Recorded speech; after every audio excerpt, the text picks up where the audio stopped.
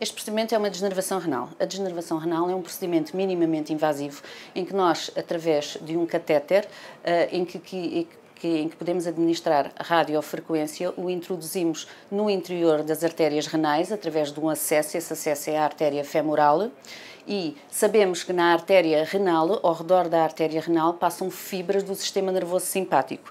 O objetivo é que algumas dessas fibras fiquem irremediavelmente lesionadas e que haja menos fluxo do sistema nervoso simpático entre o cérebro e o rim. Isso vai contribuir para que os doentes consigam controlar melhor a sua hipertensão arterial. Já há muitas décadas que nós sabíamos que o sistema nervoso central, o sistema nervoso simpático tem um papel muito importante na hipertensão arterial. Nos anos 60 do século passado fazíamos simpatectomias cirúrgicas, em que de facto o doente era operado e fazíamos uma secção dos nervos simpáticos de forma mais conclusiva. Realmente os doentes ficavam com a tensão arterial controlada, mas tinham efeitos secundários que eram proibitivos. Os doentes ficavam com hipotensão postural, ficavam com disfunção sexual, portanto, esse procedimento não prosseguiu por causa dos efeitos secundários.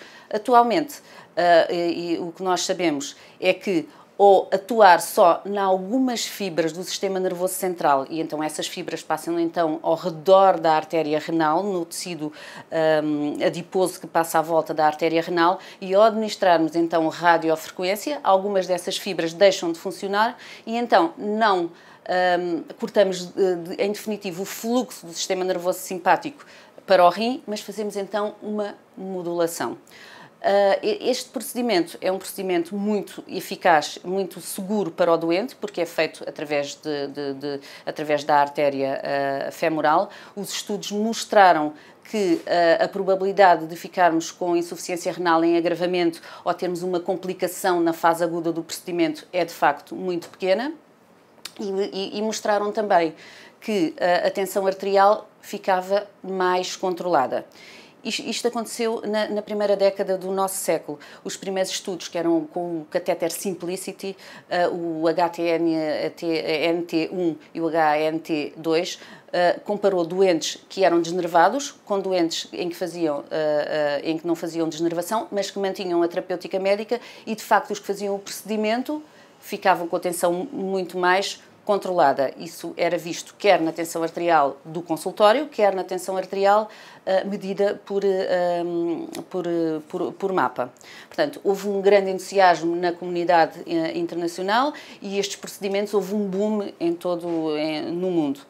O que acontece é que alguns anos mais tarde se fez um estudo maior, que era o HTN3 com o catéter Simplicity, em que uns doentes eram desnervados, os outros não eram, mas em que ambos os doentes iam à sala e nos doentes em que não fazíamos o procedimento, de qualquer maneira, nós anestesiávamos o doente, punhamos lá o catéter, só não aplicávamos radiofrequência, para tirarmos um bocadinho o efeito placebo, que também tem interferência nestas coisas, da equação. O que se passa é que esse estudo não foi conclusivo, ou seja, não foi positivo. Não houve diferenças estatisticamente significativas entre os doentes desnervados e os não desnervados. Então houve um refriamento na utilização desta técnica. Então, durante alguns anos, não quer dizer que não se fizessem alguns casos em que achávamos mesmo que era a única solução para o doente, mas fazer por rotina deixou de se fazer. Nos últimos anos surgiram então mais estudos, mais aprofundados, quer com doentes que faziam medicação, quer com doentes que não faziam medicação, e os estudos são realmente promissores. As diferenças no controle da tensão arterial foram estatisticamente significativas. Então, o procedimento foi retomado, está agora a ser retomado. O catéter também teve uma evolução. Inicialmente, nós, para desnervarmos, tínhamos que aplicar energia na artéria renal em vários pontos. Desnervávamos ponto a ponto, o catéter era o Simplicity. Houve uma evolução técnica deste catéter, o catéter agora chama-se Spiral, e o catéter tem uma forma, de facto, em espiral, que permite que se consiga desnervar em 4 pontos ao mesmo tempo, e o procedimento é mais reprodutível nos vários doentes, e isso faz também com que pensamos que possa ser mais eficaz. Nós, na primeira fase, nós desnervámos cerca de 18 doentes. Não tivemos qualquer complicação na fase aguda, como disseção da artéria renal, estenoses pelas posteriores da artéria renal ou doentes com agravamento da função renal. Depois, então, com o HTN3, parámos o programa e agora, com os novos estudos, este foi, de facto, a nossa primeira doente e com este novo catéter. Inicialmente só fazíamos nos hipertensos resistentes à terapêutica médica, agora é mais alargado, sabemos que o procedimento é seguro, tratamos também aqueles doentes com risco elevado e em que a tensão está mal controlada, mesmo que isso seja por falta de aderência à terapêutica. E, obviamente, desde que o médico considere adequado e que o doente esteja disposto a fazer o procedimento. Portanto, esta é uma jovem que é hipertensa desde ainda mais jovem, ela neste momento só tem 31 anos, mas é hipertensa já desde os 25, 26, e tem sido uma hipertensão bastante difícil de controlar. É uma jovem cumpridora, apesar de tudo, e ao contrário da maioria dos hipertensos não controlados, ela tem uma adesão terapêutica bastante importante, é colaborante, conhece sempre a medicação, traz os registros e é preocupada com a sua situação. Mas, de facto, já teve situações durante a gravidez que, inclusivamente com algum risco de vida, mas que felizmente correu tudo bem, tem uma história familiar importante, portanto, um componente genético que ninguém lhe consegue retirar, por muitos cuidados que tenha, e foi também investigadas outras causas de hipertensão secundária e, neste momento, foram todas excluídas. E como tal, tendo em conta que ela tem necessitado de muitos fármacos, estamos a falar neste momento de 5 fármacos para um controle eficaz da pressão arterial, considerei que realmente seria uma boa candidata, tendo em conta não só a idade jovem, mas já o risco aumentado, essencialmente pelo contexto dos 2 episódios de pré-eclâmpsia que teve anteriormente.